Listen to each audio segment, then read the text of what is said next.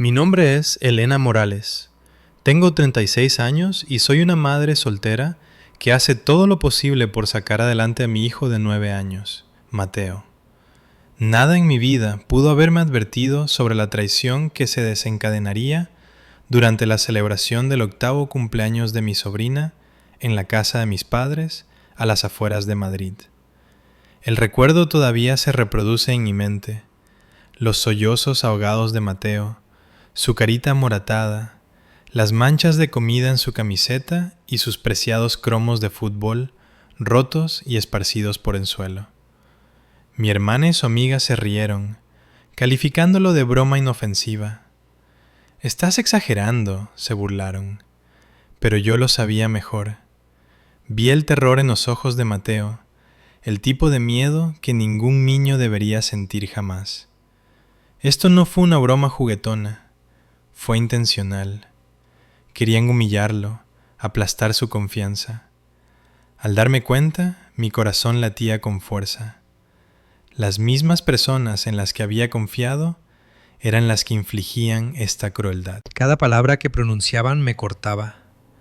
Años de resentimiento tácito dentro de la familia se derrumbaron como una tormenta. Me quedé helada, con las manos temblando, sabiendo que tenía que enfrentar la verdad, por dolorosa que fuera. ¿Qué clase de familia trata a un niño de esta manera? ¿Hasta dónde llegarías para proteger a alguien que amas? Quédate conmigo mientras revela la impactante traición y cómo encontré el coraje para defenderme. ¿Alguna vez has tenido que confrontar a tu propia familia para defender a alguien querido? Cuéntame tu historia en los comentarios. Los leeré todos. Criar a Mateo por mi cuenta ha sido el viaje más difícil y a la vez el más orgulloso de mi vida. A los 36 años he pasado años reconstruyendo un mundo estable para nosotros tras divorciarme de Javier. El padre de Mateo, un ingeniero de software que se mudó a la costa opuesta una vez que nos separamos. Gestioné tanto la maternidad como mi carrera de contable desde un modesto apartamento en un barrio obrero.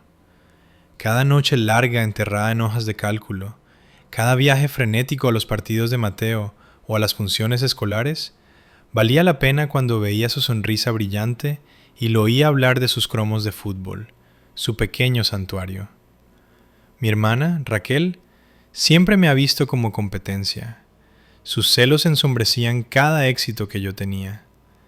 Cuando tenía 17 años, obtuve una beca completa para una universidad de prestigio por mi expediente académico y mis victorias en debates.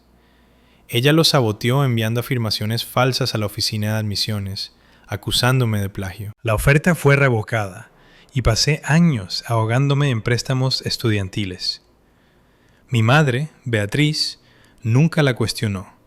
En cambio, le regaló a mi hermana un coche descapotable rojo en su graduación, diciendo que se lo merecía por su arduo trabajo, mientras descartaba mis honores como algo sin importancia.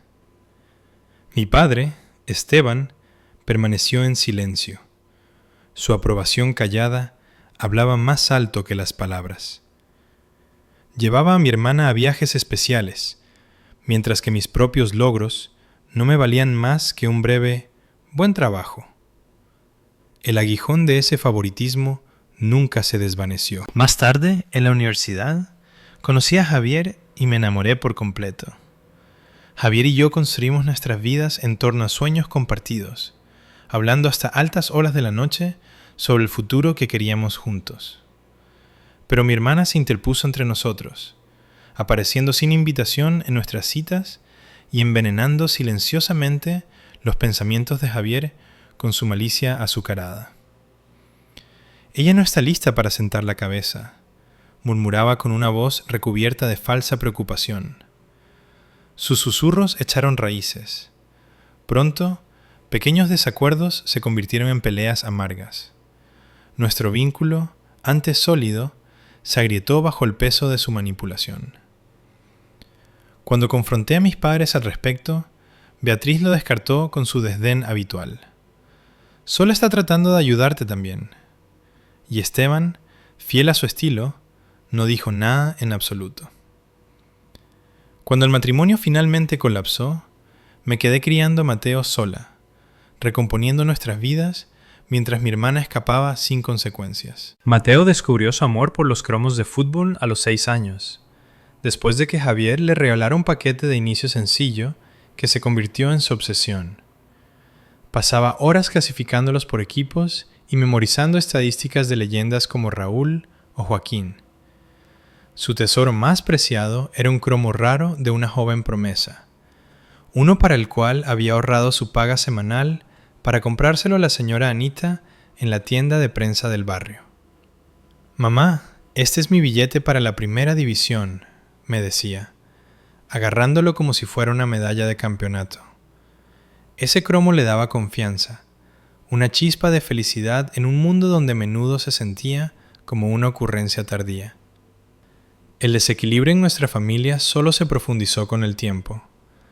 Beatriz malcriaba a los hijos de mi hermana con juguetes caros, drones, consolas de videojuegos y los últimos dispositivos, mientras que Mateo recibía libros usados, si es que recibía algo. Cuando finalmente obtuve un ascenso, por el que había trabajado años, mi madre apenas reaccionó, entusiasmándose en cambio con el trabajo temporal de Raquel en una inmobiliaria. Esteban añadió: «Ella tiene instinto para los negocios», sin reconocer mi logro. No era ignorancia, era intencional. Un esfuerzo claro por elevar a mi hermana mientras me hundían a mí. Enterré mi resentimiento por el bien de Mateo, convenciéndome de que algo de familia, incluso una rota, era mejor que nada. Seguí llevándolo a visitar a sus abuelos y primos, aunque cada viaje se sentía como caminar por un campo de batalla. Las sonrisas engreídas de mi hermana, las constantes comparaciones de Beatriz, el desapego frío de Esteban. Aún así, la alegría de Mateo al jugar con sus primos me hacía seguir intentándolo. Me dije a mí misma que podía absorber su crueldad y protegerlo de ella. Estaba equivocada. Antes del cumpleaños de Lucía, Mateo y yo elegimos un regalo juntos. En nuestro pequeño salón se concentró en envolver un juego de porterías para su prima, con sus deditos torpes con la cinta adhesiva, pero con el rostro radiante de orgullo. «Le va a encantar, mamá», dijo con la voz llena de esperanza. Sonreí, aunque la inquietud me retorcía el pecho. Cada reunión en casa de mis padres significaba soportar la presencia de mi hermana, y su presencia siempre dolía. Todo lo que quería era que Mateo disfrutara de un día sencillo y feliz con sus primos. Sin embargo, bajo mi determinación, el temor hervía silenciosamente. Miré de nuevo el modesto regalo que habíamos conseguido, y supe sin duda que mi madre encontraría la manera de compararlo negativamente con cualquier cosa cara que trajera mi hermana. Mateo, felizmente inconsciente, saltaba de emoción, sujetando la caja como si fuera algo mágico. «¿Puedo llevar mis cromos para enseñárselos a todos?», preguntó Mateo, abrazando la carpeta que contenía su colección más querida. Esos cromos significaban el mundo para él. Cada uno representaba una pequeña pieza de su alegría infantil. Dudé. Un instinto inquietante me tiraba. Algo dentro de mí susurraba que los dejara en casa, pero su expresión de súplica ablandó mi resolución. «Está bien», dije finalmente, con una voz más firme de lo que pretendía. «Solo asegúrate de tenerlos contigo». Mateo asintió, con los ojos brillantes de emoción, jurando que tendría cuidado. Unos días antes, mi hermana me había enviado un mensaje que aún resonaba en mi mente. «Hay algo especial planeado para la fiesta. No te lo pierdas». Las palabras tenían un filo cortante, deliberado e inquietante.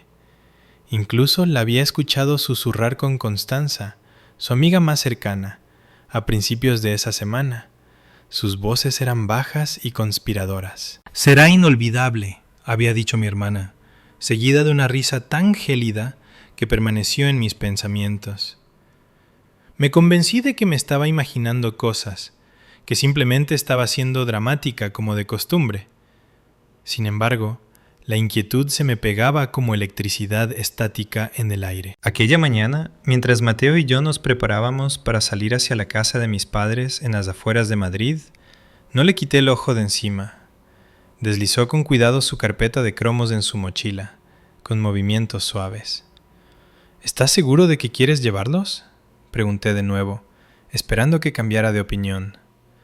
Claro, mamá, a mis primos les encantarán, dijo con una sonrisa contagiosa. Forcé una sonrisa, tragándome el nudo de preocupación que crecía en mi pecho.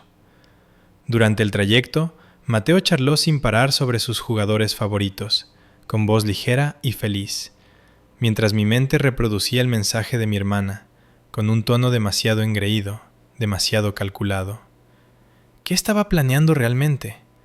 ¿Por qué sentía en el fondo que Mateo era a quien pretendía lastimar?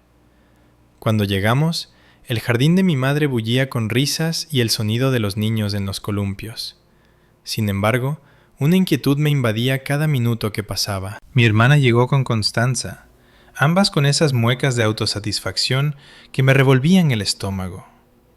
Se movían entre los invitados como si fueran las dueñas del lugar, intercambiando miradas cómplices que hacían que mi pulso se acelerara. Mi hermana se echaba el pelo hacia atrás, de esa manera despreocupada y superior, mientras Constanza la seguía, con una chispa de diversión cruzando su rostro. Sujeté con fuerza la mano de Mateo.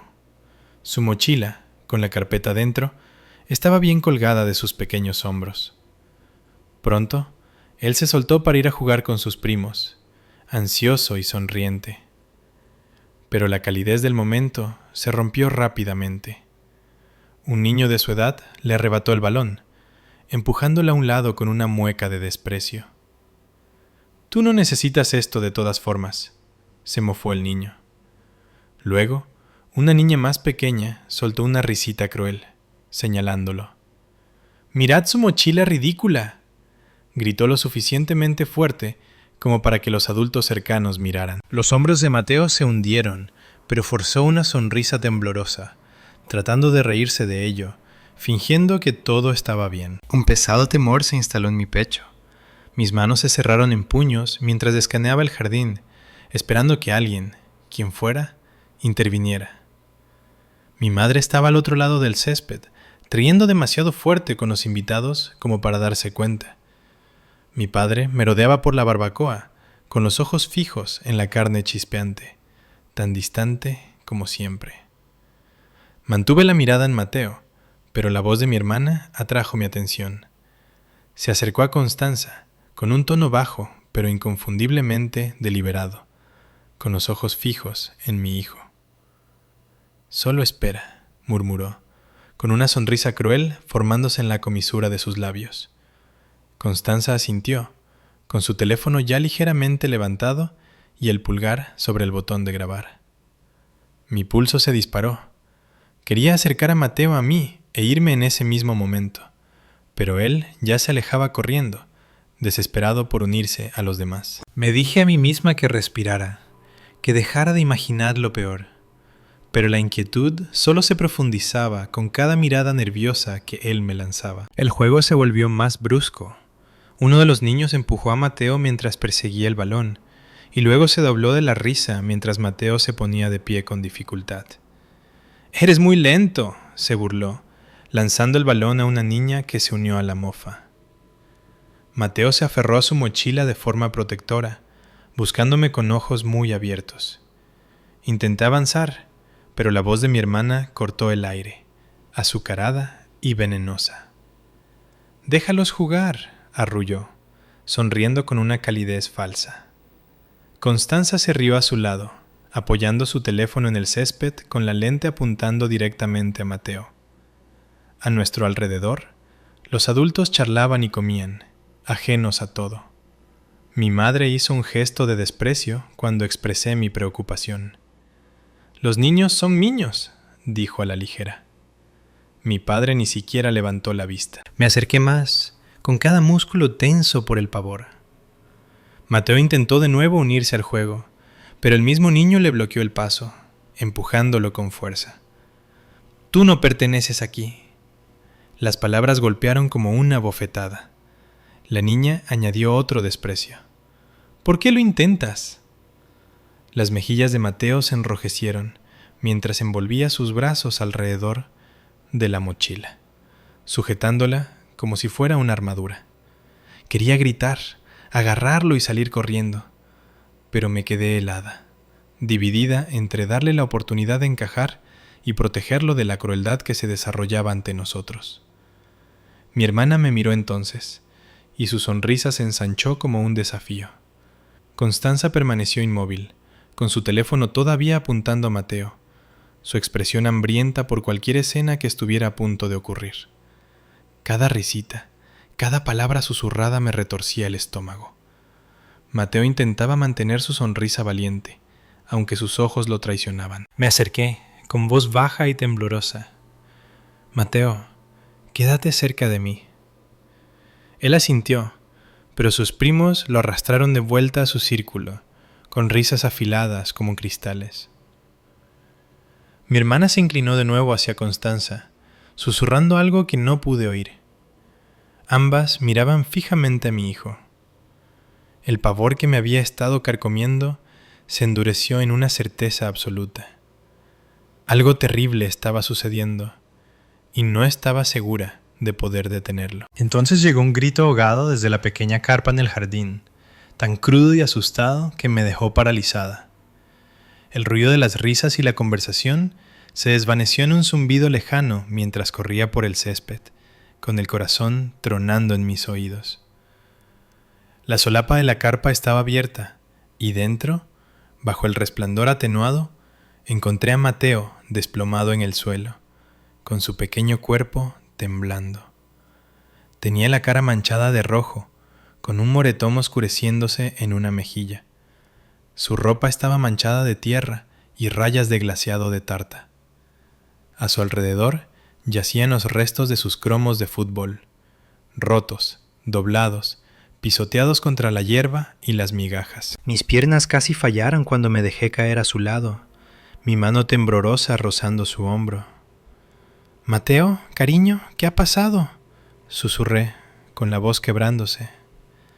Él miró hacia arriba, con los ojos hinchados y húmedos. Su miedo era tan profundo que me vació por dentro. «Mamá, por favor, no digas nada», se atragantó, con la voz apenas audible. «Me odiarán más». Las palabras golpearon más fuerte que cualquier golpe físico. Sus pequeñas manos se aferraron a mi brazo, suplicando silencio. Lo acerqué a mí, sus sollozos ahogados contra mi pecho, cada sonido desgarrándome. Los fragmentos de su colección arruinada, incluso su preciado cromo de la joven promesa, yacían esparcidos en la tierra. Esa alegría sencilla que él había guardado con tanta fiereza estaba destruida. Sin embargo, lo que más me rompió fue su terror a ser odiado, a empeorar las cosas. Mi visión se nubló de rabia y dolor. Pero antes de que pudiera hablar, su voz temblorosa volvió a escucharse. «Por favor, mamá, no se lo digas a nadie, por favor». El miedo en él no era una exageración, era supervivencia. Me tragué el grito que subía por mi garganta, obligándome a abrazarlo en su lugar. «Estoy aquí, tesoro, estás a salvo», murmuré, acariciando su cabello. Entonces llegó el sonido que me heló la sangre. Una risa cruel y burlona justo fuera de la carpa. Me giré y allí estaba ella, mi hermana, de pie con los brazos cruzados, una sonrisa satisfecha curvando sus labios. A su lado, Constanza sostenía su teléfono, con la luz roja de grabación parpadeando como una acusación. «¡Vaya actuación!», espetó mi hermana, con el tono goteando desprecio. «No pensé que lloraría tanto». Constanza soltó una risita, inclinando su teléfono para capturar cada segundo, sus ojos brillando con alegría maliciosa. La rabia me inundó. Me puse en pie, protegiendo a Mateo con mi cuerpo, con las manos apretadas con tanta fuerza que me dolían. «¿Qué habéis hecho?», exigí, con voz baja y temblando de furia. Mi hermana solo puso los ojos en blanco, ensanchando su sonrisa. Relájate, Elena, solo ha sido un juego. Los niños se dejan llevar. Sus palabras aterrizaron como una bofetada. Constanza volvió a reírse, sin dejar de filmar, su burla mezclándose con la de mi hermana. Cada instinto en mí gritaba por proteger a mi hijo, por terminar con su crueldad allí mismo, costara lo que costara. Esto no es un juego, espeté, con mi voz cortando el ruido. Está herido y sus cromos están destruidos. Mateo tiró de mi manga, con voz apenas audible. Mamá, no lo hagas, se reirán más. Su petición silenciosa me dejó paralizada. El miedo en su tono, ese horrible miedo a ser humillado de nuevo, dolió más que cualquier insulto. Me giré hacia él, hincando las rodillas, con el corazón rompiéndose al ver su rostro amoratado. Nos vamos a casa, susurré, estabilizando mi voz mientras nos ayudaba a recoger los restos triturados de sus queridos cromos. Detrás de nosotros llegó la risa burlona de mi hermana. ¡Qué drama!, coreó con una voz cantarina empapada de crueldad. El teléfono de Constanza seguía apuntándonos, con su luz roja parpadeando, capturando cada momento de nuestra humillación. Tomé la mano temblorosa de Mateo en la mía y lo saqué de la carpa, con su mochila ahora desgarradoramente vacía. La fiesta continuaba como si nada hubiera pasado. Mi madre seguía riendo con sus amigas. Mi padre dando la vuelta a las hamburguesas en la barbacoa, ajeno a todo. Abracé a Mateo, con mis pensamientos dando vueltas, la furia y la incredulidad enredándose en algo oscuro. Esto no era una burla infantil, era algo dirigido, vicioso, y sabía en el fondo que no terminaría aquí. La ira surgió en mí. Con las manos de Mateo todavía en las mías, caminé por el jardín hacia mi hermana. Las risas aún resonaban detrás de nosotros, su mueca todavía fija mientras estaba cerca de Constanza, junto a las mesas de picnic, regodeándose en su propia crueldad. A nuestro alrededor, los invitados seguían charlando y comiendo, sin saber de la tormenta que estaba por estallar. Me detuve a pocos centímetros, temblando de furia. ¿Cómo has podido permitir que esto sucediera?, exigí, con el puño apretado a mi costado. Ella ladeó la cabeza, con una expresión cargada de desprecio. «Eres igual que mamá, una fracasada», escupió, cada palabra cortándome como un cuchillo. Vi a Mateo encogerse a mi lado, con sus pequeños hombros hundiéndose. Algo dentro de mí estalló. Antes de poder pensar, mi mano la golpeó en la cara. El sonido fue seco, final. Los jadeos recorrieron la fiesta. Las cabezas se giraron, pero no me importó. La cabeza de mi hermana se giró hacia un lado. Su mano voló a su mejilla y la arrogancia desapareció de su rostro, reemplazada por el asombro. Constanza retrocedió, con el teléfono aún en alto y la luz roja de grabación parpadeando sin pausa.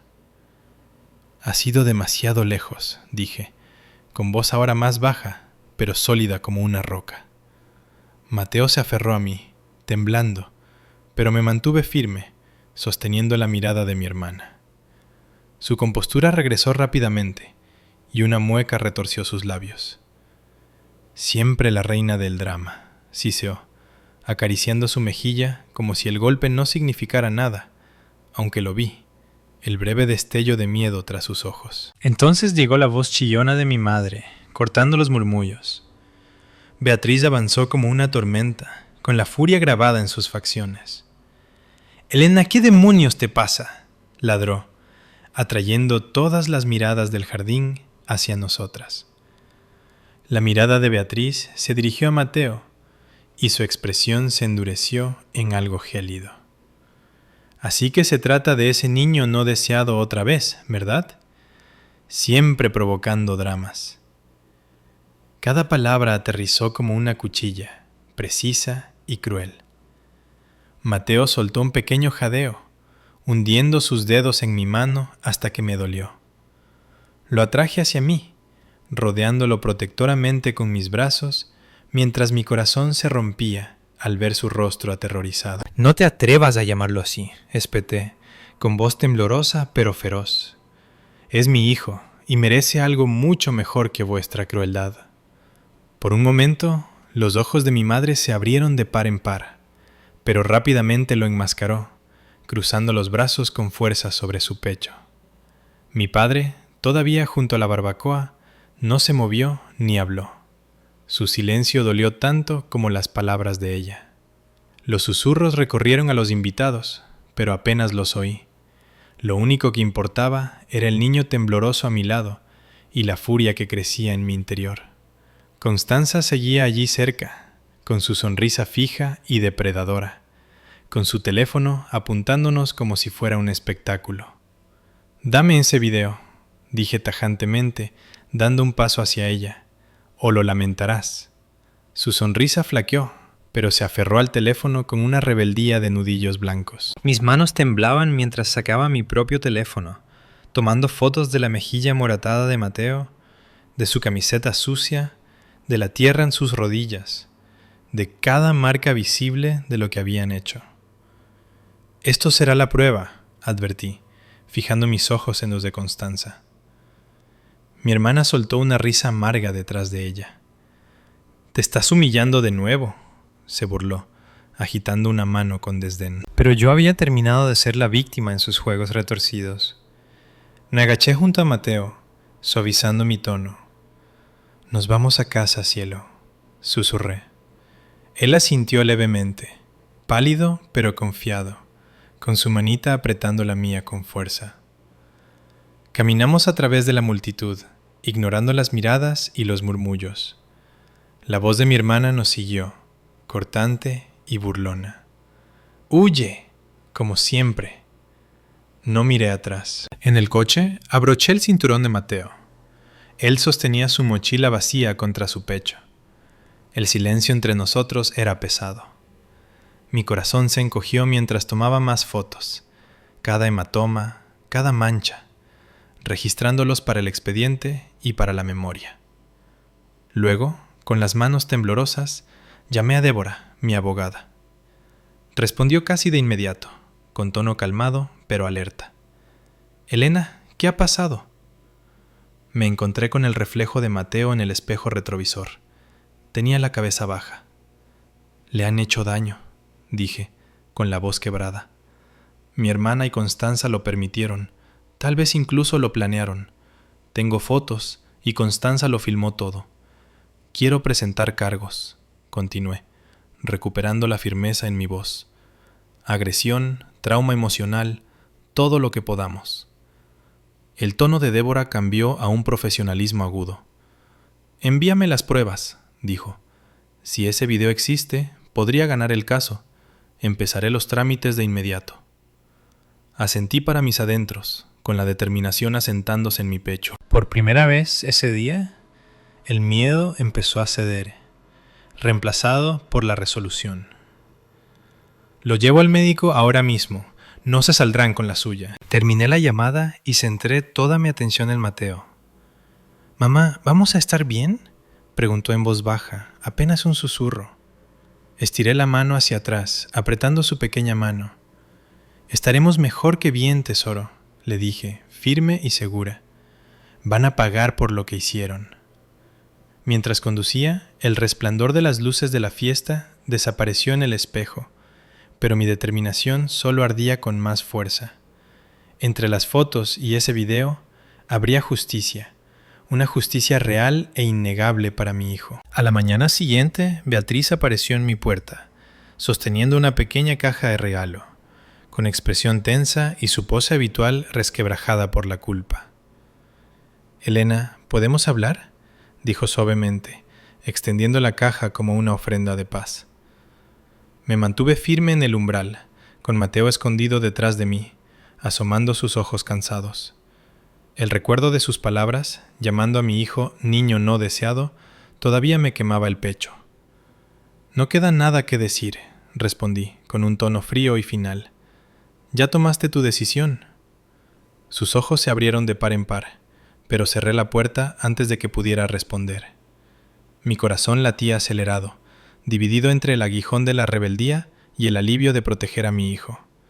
Su seguridad importaba más que el remordimiento de ella. Días después, comenzó el colapso. El video de Constanza se había hecho público, filtrado por uno de los invitados que se había hartado de la arrogancia de mi hermana. Las imágenes eran condenatorias. Beatriz riendo mientras Mateo lloraba.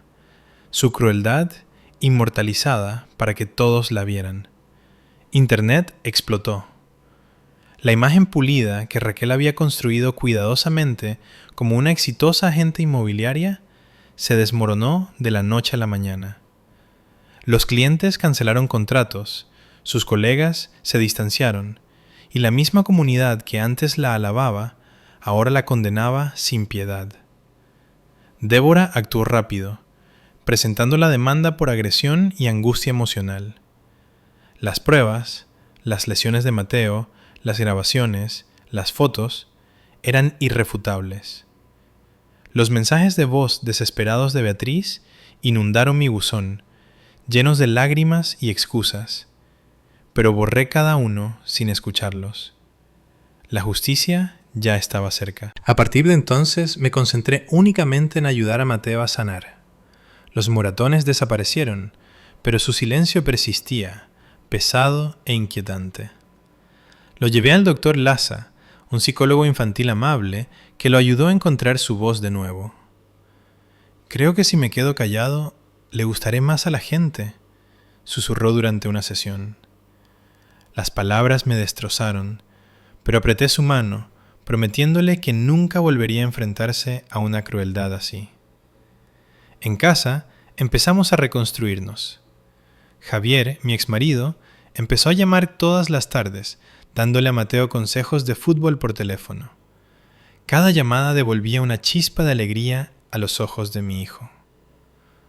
Nuestros amigos Teo y Evelina nos rodearon de cariño.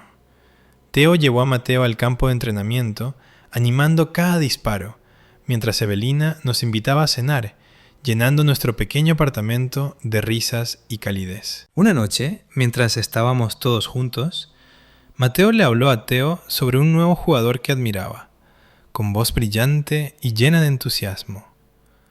Era el sonido de un niño redescubriendo su alegría pieza por pieza. Observando a Mateo ese día, mi corazón se hinchó de una esperanza cautelosa. Cada pequeña victoria, cada sonrisa, se sentía como un hilo remendando lo que una vez se había desgarrado en su interior. Una tarde fresca y soleada, lo llevé a nuestra tienda de cromos del barrio, la misma donde había comenzado su amor por el juego. Sus ojos chispearon mientras escaneaba las filas brillantes de cromos hasta que vio uno que lo hizo jadear. Un cromo de una joven promesa. «Mamá, ¿podemos comprar este?», preguntó, con la voz burbujeante de emoción. Sonreí y puse el dinero en el mostrador. «Te lo has ganado, tesoro», dije, revolviendo suavemente su cabello. Fuera, Mateo abrazó el paquete contra su pecho, con pasos más ligeros de los que le había visto en meses. Era como si finalmente hubiera soltado el peso que cargaba. La terapia con el doctor Laza continuó, cada sesión ayudándole a desprenderse de otra capa de miedo. «Es notablemente resiliente», me dijo el doctor una vez, «pero tu amor es lo que lo mantiene con los pies en la tierra». Me volqué por completo en él, leyéndole cuentos antes de dormir, animándolo desde la banda, escuchando cuando susurraba sus preocupaciones. Tarde en la noche, Javier incluso se unió a una de las sesiones. Su presencia constante ayudó a reconstruir el frágil puente entre padre e hijo. Evelina y Teo nos invitaron a un picnic donde Mateo corrió libremente tras un balón con otros niños, con risas brotando de él, brillantes, sin filtros y reales. Con cada día, su confianza regresaba y su alegría se sentía menos como una recuperación y más como un renacimiento. Mientras tanto, el mundo de mi hermana se desmoronaba por completo. Débora siguió adelante con la demanda, exigiendo responsabilidad total. El video viral había destruido la reputación de Beatriz y Raquel. Sus nombres eran ahora sinónimo de crueldad. Cuando mi hermana me llamó, con voz temblorosa y desesperada, terminé la llamada sin dudarla. La piedad ya no tenía lugar en mi corazón. Todo lo que importaba era Mateo y la vida tranquila y estable que estábamos construyendo con la ayuda de quienes realmente nos querían. Semanas después, su sonrisa volvía a ser natural y sus charlas sobre fútbol llenaban nuestro pequeño apartamento de calor. Pegó un nuevo cromo en la pared de su habitación, llamándolo su nuevo comienzo. Una noche me quedé junto a su cama, viéndolo dormir. El ritmo pacífico de su respiración suave hizo que una fuerza tranquila brotara en mi interior, calmada, segura. Estábamos sanando juntos, dejando atrás la oscuridad de aquel día para siempre. Meses después, Mateo entró en el campo de fútbol, confiado y radiante. Sus botas encajaban perfectamente, su postura era firme y su mirada estaba centrada en el partido. Desde la grada, vi cómo los vítores del público se elevaban a su alrededor, y mi corazón se hinchó de orgullo. Había llegado muy lejos. Ya no era el niño tembloroso de aquella carpa, sino un joven deportista ardiendo de determinación. Cuando el caso finalmente concluyó, Débora presentó las fotos y el video en el tribunal, pruebas irrefutables de la crueldad de mi hermana. El juez concedió una orden de alejamiento, prohibiéndole contactar con cualquiera de nosotros. Su reputación, ya destrozada por la exposición viral, se desintegró por completo. Su carrera, antes brillante, quedó reducida a nada más que silencio y aislamiento. No me sentí victoriosa, solo aliviada. Mateo estaba a salvo y la verdad había prevalecido. La justicia, me di cuenta, no era venganza, era libertad. Bloqueé el número de Beatriz y con el tiempo las llamadas cesaron. Su voz y el caos que traía se desvanecieron de nuestras vidas para siempre. Los mensajes de voz que dejó, llenos de excusas y remordimientos superficiales, quedaron sin escuchar. No le debía nada, no después de lo que le había hecho a mi hijo. La sangre ya no definía lo que significaba la familia para mí. La familia se construía con los que se quedaban, los que aparecían cuando todo se desmoronaba. Javier, Evelina y Teo se habían convertido en nuestros cimientos, las anclas estables que nos mantenían firmes. Con su apoyo, Mateo empezó a florecer de nuevo. En el colegio, se unió al equipo de fútbol, ganándose su lugar con trabajo duro y una determinación callada. Su entrenador alabó sus reflejos rápidos y sus compañeros empezaron a corear su nombre con orgullo. Una tarde soleada, Javier llevó a Mateo a entrenar, lanzando balón tras balón mientras Mateo chutaba con creciente confianza. «¿Quién es un talento real, hijo?», dijo Javier, sonriendo de par en par. La risa de Mateo recorrió el campo, pura y ligera. Momentos como ese, llenos de fe y aliento, lo ayudaron a florecer de nuevo. Evelina y Teo nunca flaquearon. Evelina horneaba las galletas que Mateo adoraba, llenando nuestro apartamento con su aroma dulce y cálido, mientras Teo compartía historias sobre sus propios partidos de la infancia, inspirando nuevos sueños en el joven corazón de Mateo. En la merienda del equipo, Mateo corría libremente con sus amigos, con la risa brotando de él, una alegría sin restricciones. Yo observaba desde la banda, con el pecho brillando de gratitud. Estas eran las personas que habían elegido amarnos. Ellos eran la familia que debíamos tener. Una noche, Mateo se sentó a la mesa de la cocina, organizando sus cromos con cuidadosa precisión.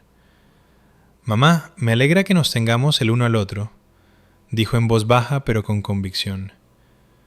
Me arrodillé a su lado, apoyando mi mano en su hombro. «Yo también, tesoro», susurré. La familia son las personas que te protegen, las que te levantan. Mateo asintió, comprendiendo más de lo que cualquier niño debería. Esa noche, cuando lo arropé en la cama, envolvió sus brazos con fuerza alrededor de mi cuello. Un abrazo lleno de confianza y paz. Lo estreché con fuerza, sabiendo que finalmente habíamos salido de la oscuridad. La decisión del tribunal había sellado nuestra protección. El video que una vez simbolizó su dolor se había convertido en la prueba misma que nos liberó. El peso del juicio de mi madre y la crueldad de mi hermana habían desaparecido. La traición de Beatriz había revelado algo que nunca olvidaría. La familia no se define por la sangre compartida, sino por el amor compartido.